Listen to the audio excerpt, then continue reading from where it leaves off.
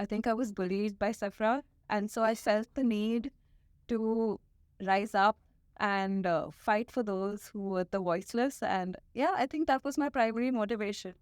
Why are you lying? Oh, there are moments that I've come out of the courtroom. I'm just like, no, don't cry, hold it in. But wait till you reach a room and then cry. Yeah. An environment is such a long term game, which needs stability, which needs business commitments for a extended duration. They need reliance interest, is what we call it. Quite often, we think that our small individual eco-conscious acts might mean so little when it comes to the giant scheme of preserving our planet. Well, today's guest not only incorporates these little acts into her daily life, but also fights for the betterment of our planet on a national and now international scale by being an environmental lawyer. Stay tuned to this episode because I have interviewed one of my closest friends, Sharon Mathew. She is a Stanford Law graduate, founder of COVID Rights India, and for the last 4 years, through her work, has been upholding different environmental acts and laws all over India. This episode is only part 1 of what can only be an amazing series, which is why it's also one of the shortest. It's also the first episode that I've shot in New York City. Woohoo! So have fun watching this episode, and as always, like, comment, share, and subscribe. The video is starting right now. Hi, everybody, and welcome to another fabulous episode of Safra's Green and Greener Show, where we decode simpler steps to a more sustainable life. Today, I am joined by none other than Sharon Mathew. Hi. Hello. It's very nice to be here. Can you say that at least without laughing? Like, people should take you seriously. It's really nice to be here. Okay, don't yell. Gosh. Anyway, Sharon Mathew is extremely special because not only is she currently an environmental lawyer and has done a plethora of amazing things in her life, she also happens to be one of my bestest friends. So I'm so happy and I'm so honored and privileged that I have the opportunity to interview her. Without further ado, let's get into it because Sharon's very pressed for time as she's studying for her bar exam. So it's an actual honor to have her here. Anyway, so Sharon and I, just for some context, have been close friends, best friends, besties. I don't know. Since we've been in school. So we've been together since like 13 years? Yeah, more than that. No, when we were 12 or 13. Oh, yeah. You joined school late. Kidding. Anyway, so one of my first questions to you, Sharon, is going to be, we went to the same school. What part did you embark on in school that got you interested in law? I don't know. I don't think it was anything in school, really. Okay. I think I was bullied by Safra, and so I felt the need to rise up and fight for those who were the voiceless. And yeah, I think that was my primary motivation. Why are you lying? Oh, okay, that's really not what happened. It was one time when I was chasing her around school. We were in 5th grade. We weren't even actually friends then. We became friends later. But this is my story and I'm sticking to it. I swear, this is it. This woman has done so many amazing things in her life, defended like actual people in need. And now she's saying this is why she became a lawyer. Okay. Anyway, so it was nothing in school. So maybe was it your journey after school? So can you take me through school and what you've done till today that has gotten you into Stanford Law? Yeah, so I don't think it was anything in school really that got me into it. But after the 12th grade, for the longest time, I thought I was going to be a doctor, to be honest. I think it's because in India, you only have 2 career options. Either you get into medicine or you get into engineering. And that's how I always thought that, oh, well, I'll pick that one because I just didn't know how to do like physics or chem or anything of that. But I decided in the 11th grade that I didn't really like biology. And I thought that was quite a big prerequisite for being a doctor. So it wasn't going to work out. So in the 12th grade, I dropped a year. I just took a gap year and I just wanted time to figure out what I wanted to do. And during that time, I worked for an NGO called Make a Difference. So they taught children around the country. We went and we raised funds. We went to orphanages, and there was this one little exercise that they made us do as part of the team building thing about if there's one thing that you want to do in your life, what would it be? Like, and I think it was that whole year that kind of shaped me because I knew that if there's one thing I wanted to do, it was to have an impact on someone's life that just wasn't myself. Like, I wanted to do something more than just sit in an office and, you know, I don't know, help companies to, I don't know, it was just not, like, I needed to do something more. And that's when I decided to get into law because I met another lawyer there who was studying at the time. And there's just so much power in the amount of ability to make change that law provided. And that's how I got into it. And then that took me to GNLU, Gujarat National Law University. And 5 years there, and then what did you do? I spent 5 years there and I entered law school thinking, well, there were two things I could possibly get into. Either human rights, which was the one thing that got me there in the first place, or environment, because it was something good. But I was drawn to environmental law there because, and it's not like I was particularly like an environmental person back in school. I don't think I was. I don't think you were. I was. I don't think you, but we weren't as driven to make it our careers. Like, Of course, because there wasn't enough information. Correct. We didn't know enough. We got introduced in grade 6 randomly to a subject called environmental education, and that sort of clicked a bell. I mean, not clicked a bell, sorry, rung a bell, and sort of started something. But yeah, career-wise, of course, like we didn't know enough at that time. Yeah, and I think actually maybe it clicked a bell for you or rung a bell for you, but it didn't do that for me. I think like when they teach you those things, it becomes something that you just have to mug up or you just have to just digest all of that information without really understanding the implications of it. So that's really not what motivated me to get into it. But during my internships in law school, I got to clock with a judge who was in the Delhi High Court, who's now one of the youngest women Supreme Court judges. Amazing. Justice Seema Kohli. Oh, shout out to Justice Seema Kohli. She's amazing. And I did an internship in every sphere of environmental. Like I worked with people who drafted EI reports, so environmental impact assessment reports, and a law firm and a litigation firm and a policy space, all dealing with environment. And then I narrowed down on litigation because it's just so thrilling. I truly believe it is the best job in the world. And I spent 2 years doing that right after law school. Nice. And then now you just graduated from Stanford Law. Yes. Congratulations. Thank you. And, I'm sure that took immense, I don't know if there's a bigger word than immense, tremendous amount of hard work.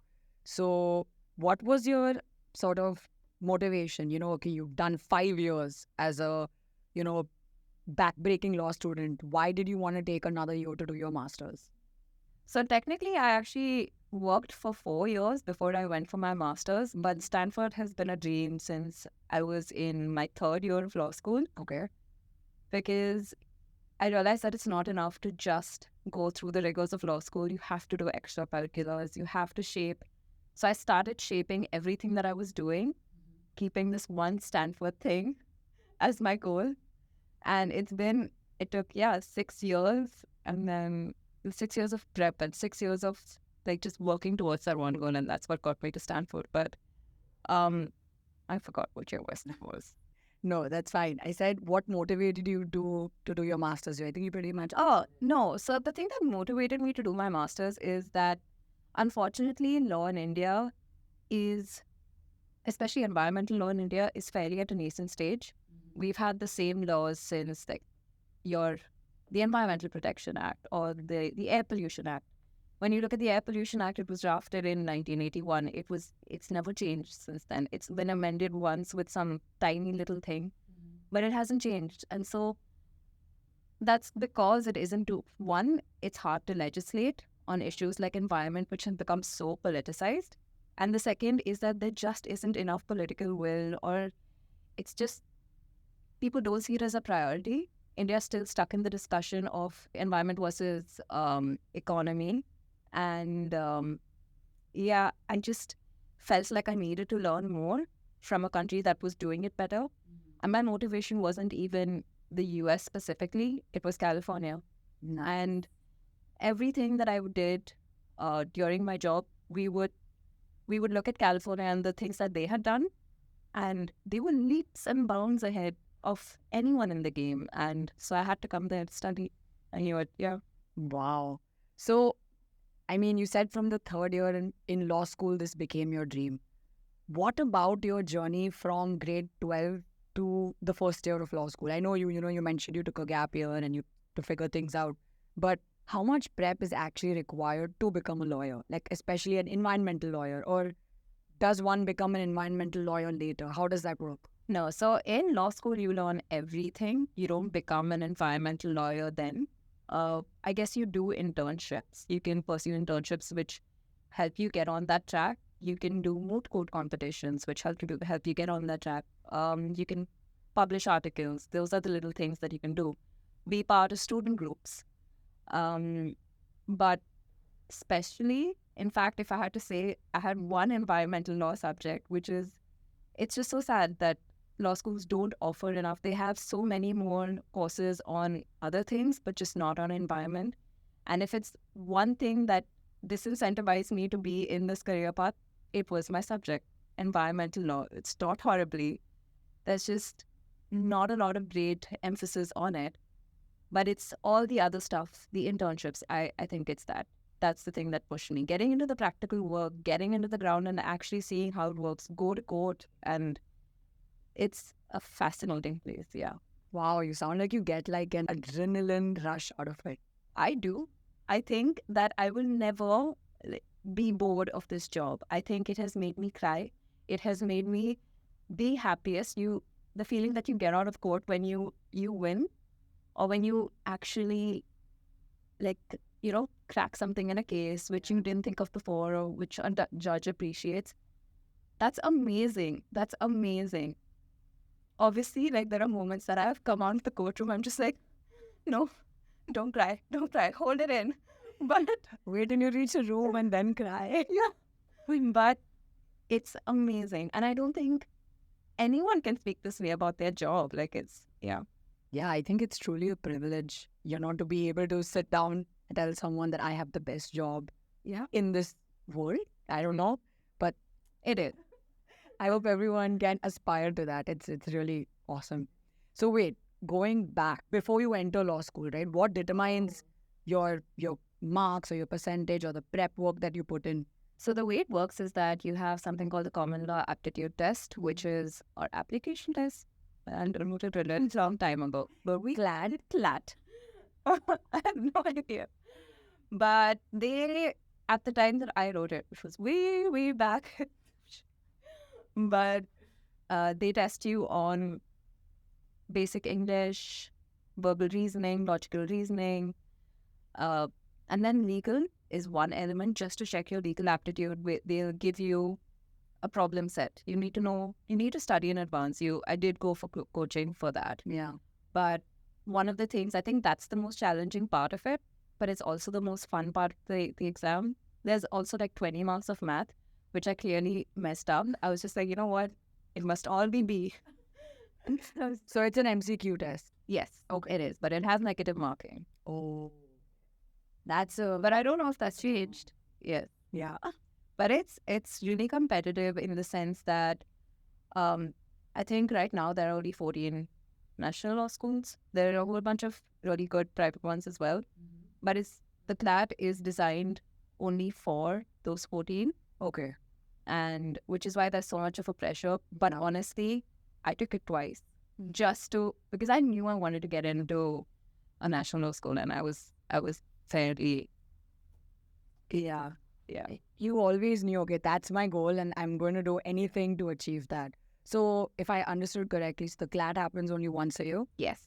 Ah, okay. So that's a bit, Yeah, but it's worth it. I think that the environment that you get at a good law school, the opportunities that you otherwise the fear is that you get pigeonholed into one career path, that they'll only put you into corporate law, or they you just won't have that kind of exposure. So right, there is a benefit in going to a place which is nice. So if you know this is such a random question, just popped in my mind. How many people sit for the CLAT exam? I think at the in the year that I sat, it was maybe like 70,000, and the first I want to say 900 to 1,000. Get it? Like in 14 law schools, that's it. There are such few seats. I'm actually shocked. Genuinely, I didn't know that it was that bad. No, because unfortunately, I mean, I can't say unfortunately, Yeah. but there are most of the law schools have domicile, or so the general seats in most of the law schools aren't that many. Yeah. So that ratio is horrible. It's really sad. But I mean, which entrance exam in India is not competitive? So I guess sort of makes sense then. But speaking about the coaching classes, so is that how long did you take it for? Is it something that's expensive? How does it work? Honestly, I don't really remember how much it cost because at that time I was financially dependent on my parents. Yeah. But I don't think it's that expensive. I'm not sure. Um, I can't say about that. No, that's fine. We can. But it is intense. Uh, one I forgot to mention, one part of the CLAT is GK, which means you have to read the newspaper every single day, and like it's not just it's current knowledge as well as random things Yeah. from like historical stuff. That's hard. Okay. Yeah, it is everything. Very difficult to be in touch with every single thing that's happened. But that's insane. Oh my gosh. And you said there are 14 law schools. Okay. I'm just wrapping my head around these facts and figures. But what was the duration of these classes? About a year, like about 10 months. But there are a lot of coaching classes which give you crash courses for 2 months right before. Right. But I think it's really hard to do, especially the GK part of it. Yeah. Catching up on news for the whole year in 2 months. It's too hard, and then you won't pay attention to the other stuff. So you would recommend like someone to do it all of their 12th grade then? Yeah. And what about GNLU? Would you say that it is something that a common person in India can afford, or is it expensive? So the benefit of national law schools is that they're government law schools which are fairly cheap. I think they're very well priced. I mean, I don't think you could have gotten. I think my parents were really happy with my decision to go to GNLU. Nice. And the good thing is, in GNLU also has scholarships. Right. So they do provide financial aid and those kind of things. So it's actually a really good school that way. But specifically, if you want to know the financials, I think it's about, when I went, it was a lakh a year. That's everything included. Your accommodation, your food, and the courses. Okay. And any comparison to like a private law school, if you would? Yeah. So when I was studying, at the same time, Jindal was 8 a year. Oh my God. For you. So it really does have like a huge benefit to be going to a national law school. Okay. I had another question. What is a bar exam and why is it required? So the bar exam is what allows you to practice in courts. Technically, at least in India, if you're a corporate lawyer, if you never enter the court, you don't have to write the bar exam. Okay. But the minute you litigate, you do have to. The same for the US, you have to write the bar exam to be qualified to be before the court. Okay. And how, I mean, you've also cleared the bar exam in India. How intense or easy was it? The one in India was far by miles and millions of miles easier. Okay. Than the one here. Okay. But the good thing about the one in India is that it's just one exam for the entire country, unlike here in the US where you have to write a different bar exam for each state, which I think is absolutely absurd. But But that's the way they structured their country, right? Like each state, it's has- federalist. yeah. Yeah. Ah, I don't know how you do it, but amazing. I'm gonna come back. Of course, I have like so many questions for you. It's just super interesting. So I'm gonna break it down. Okay. I'm gonna ask you a few questions specific to your environmental law journey. Okay. Now that you've told us that you've interned, you've worked, you've done, of course, you've read up the laws, in India, and now you have the United States exposure. So what would you say is the main difference that, say, a school like GNLU versus a school like Stanford approach the broader topics of, say, sustainability or climate change? Um, I think the one major difference was the way that the subjects were taught. Okay. Like, I can give you an example. When I studied energy law in Stanford, a lot of the focus was also, they made me go back to math. And that is something I was like, where am I? Why have them do? I was just like, no, this is not my thing. But they wanted you to understand how the rate is calculated for power and those kind of things, because they think that you need to have an understanding of how how the system works to be a better litigator or to be a better lawyer. So the primary difference was that the way the subject was taught, right?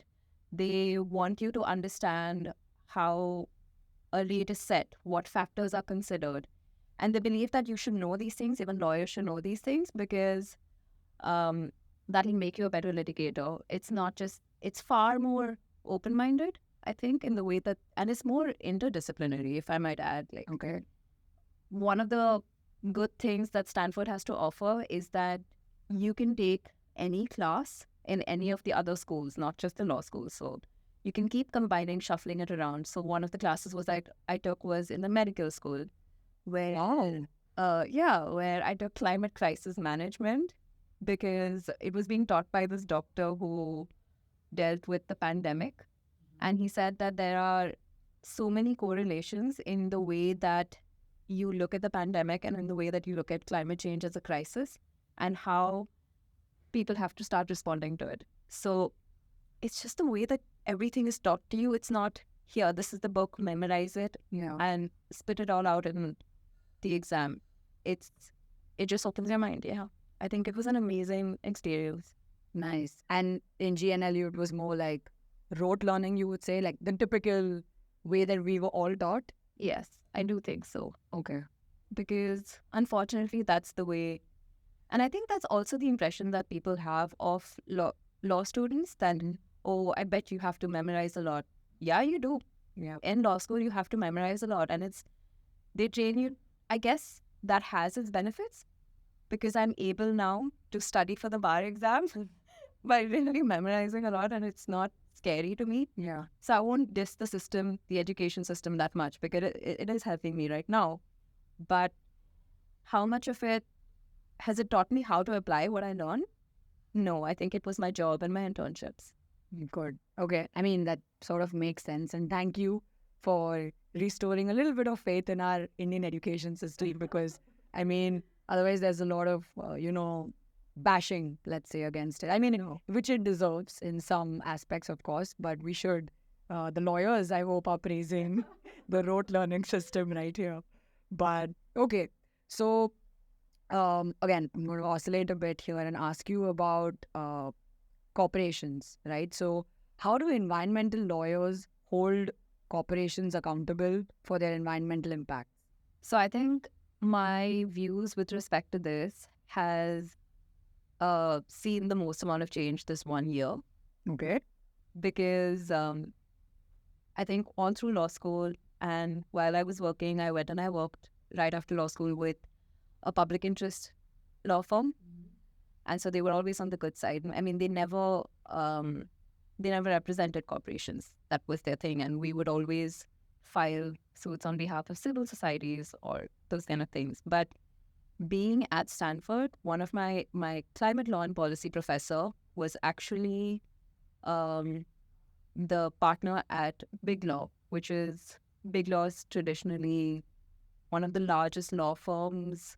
They're tier one law firms, Okay. but mainly only represent private like parties. And I was just like, wait, how is this even possible? Like, how am I being taught climate law and policy by someone in Big Law? It was just something I couldn't fathom. And but it was amazing. He was a brilliant teacher, and he is the one who changed my views towards this. He took the firm and he said that I'm going to use the money that that firm has.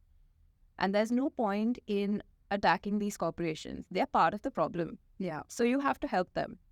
And so he's known now as this green lawyer who argues in the Supreme Court. And he has a strong stand that even a few people like Shell or Chevron come to me, if you're using me for like greenwashing purposes, he's like, I'm not going to do that. But if you truly want to if you truly want to change or, be better, be greener, be more sustainable in your practices, I will help with that. So I think that there is merit in working with these corporate firms. But it is tricky now with greenwashing and all. But still, how you hold them responsible in the US is very different from how you hold them responsible in India. In India, the laws aren't as robust. Okay. So you have to rely on your fundamental rights, and the arguments are not that great because we're also living in an ecosystem which favors having these businesses, which favors diluting environmental laws or clearances or permit structures so that these businesses can just have their operations start faster. Yeah. But it's far better in the US, I think. Okay. And that brings me to another question about, the political. There has to be politics involved, right? In both in all countries in the world. It's not just India or the United States for that matter. So, but in which country now, in your experience, have you seen it sort of, let's say, more negatively impact, actual policies that should be upheld for our environment in India or the US? In India, for sure. It's worse in India, you mean? Yeah, 100%. Because over the last, I think since the start of the pandemic, I think like a year or two before that, we saw a whole lot of environmental regulations and laws start to get diluted. So little things like you would give performance ratings to these clearance granting bodies and say, hey, if you do it fast, we'll give you 5 stars. If you take more time, we'll give you 4 stars. So you're incentivizing them to have quicker checks. You're incentivizing rubber stamping. You're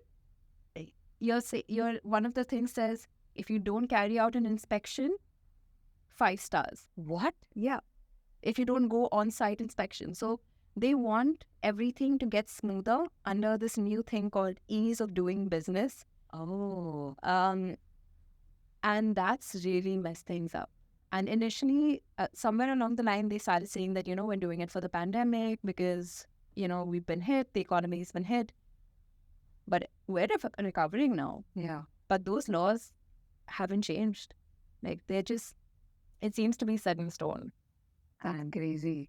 But I mean, usually like a lot of people have been giving flack to the United States every time they point out like, oh my God, India and US are the biggest polluters and this and that, when the United States in terms of carbon emissions purely, aren't they the biggest or maybe the second biggest? Well, so that's how you measure it. If you look at historical emissions, starting from the very first time that they started emitting, from that, if you look, then obviously the US is amongst the largest. And India isn't as large in comparison, not at all, because our industrialization happened much later. Yeah. But if you look at right now, as of today, India is, I think, the third largest, if I'm not mistaken. That's the political, in the international climate politics, Okay. that's the primary debate. What are we measuring? Are we measuring historical emissions or are we measuring as of today? And that's how the US is constantly saying, hey, let's not look at let's not look at, and I don't think that's fair either. Yeah. I don't think that they can completely abrogate responsibility from what they've done before. They've developed. Exactly. And now they can't say, all right, you guys hear something else about it. Stop, you know. Yeah, that's not fair at all. And I think a lot of financing is needed to help. But there have been moves towards that to help in that regard. So I think it's positive. But yeah, I think India internally is just doing too much within their domestic politics to go back on what they've promised. Initially in 2020, they'd say things like, we're going to stop coal, we're going to shut down these many plants by 2030. I think this year, Modi he said that you can't, we're not shutting down any of these power plants now. So India's reliance on coal isn't ending. Those kind of things. Like, the world is moving away from coal. The world is moving away from dirty fuels. But yeah, the transition has been hard. Yeah, I think it's always going to be one of those really touchy topics because it's politics and development, and people are always going to be fighting about this. So it's just going to be one of those things that it's going to get left behind. Like we can see it today in India. It's quite sad. I mean, not that the United States is great at upholding environmental laws. I mean, with I'm interested in asking you, what about the latest allegations is the wrong word. What about the latest developments in fracking, like in the US? Because they're trying to be more self-reliant, right? Why you ask me all these things? Did you get this? I have no idea. I really have only been studying my bar. Please don't ask me. Okay. I don't know about. But okay. So I just went really into that. I was like, tell me about this, I'll tell you about that. No, but I can tell you the issue with the US is that they don't, this whole structure of the president's, it's far more political in the US. Yeah. Environment as a topic. So you saw Trump sort of rolling back on a lot of laws, pulled out of the Paris Agreement, those kind of things, right? And now you're trying to see Biden get back into it. It's just constantly like this seesaw with them. So an environment is such a long-term game, which needs stability, which needs business commitments for a extended duration. They need reliance interest is what we call it. That it's hard to do that in the US.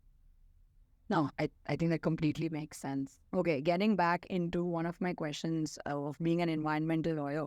So maybe this is more broad and not your outlook per se, but any examples of successful legal cases in the environment space that have recently occurred that you can talk about? In India and US. Like, that's been a huge victory. I think in India, one of the big victories that we had was actually a case by one of my colleagues back when I was working. Yeah. And I thought it was really good. Like, it was the new Goa Airport. Nice. We challenged that. Well, it was a short-lived victory. Yeah, because the new airport is... I know. Okay, but if you look at the judgment, we won. Nice. Okay. Let that be on record. Yeah, so what were you all protesting and why? Yeah, so the issue with the Goa Airport was that... The new Goa Airport was that they had started construction. They had completely removed an entire forest in that area. It was an ecologically sensitive area. And they started doing that without submitting what we call an environmental impact assessment, which is required by law. And so we filed that first case. Then the court said, hey, you can't do that. So they stayed the construction and said, go ahead, go survey the land and submit your environmental impact assessment report. They went and then they submitted a report which said, oh, there's no diversity here. There's no ecological diversity. There are a couple of bats and rats and rodents. And yep, that's about it. And we said, no, it's the Western Ghats. Notified. It's a notified ecologically sensitive area. It is so rich in species and none of that was accounted for. And so we went again. And I think that's the thing about India. It's like a constant fight. Yeah. But I still love it. But again, we went and we had them get a better report out of it. But finally, The third judgment which came was they passed it saying that in national interest, it is important that Goa has an airport out there. And That's why it got overturned. But hey, you tried. I think so too.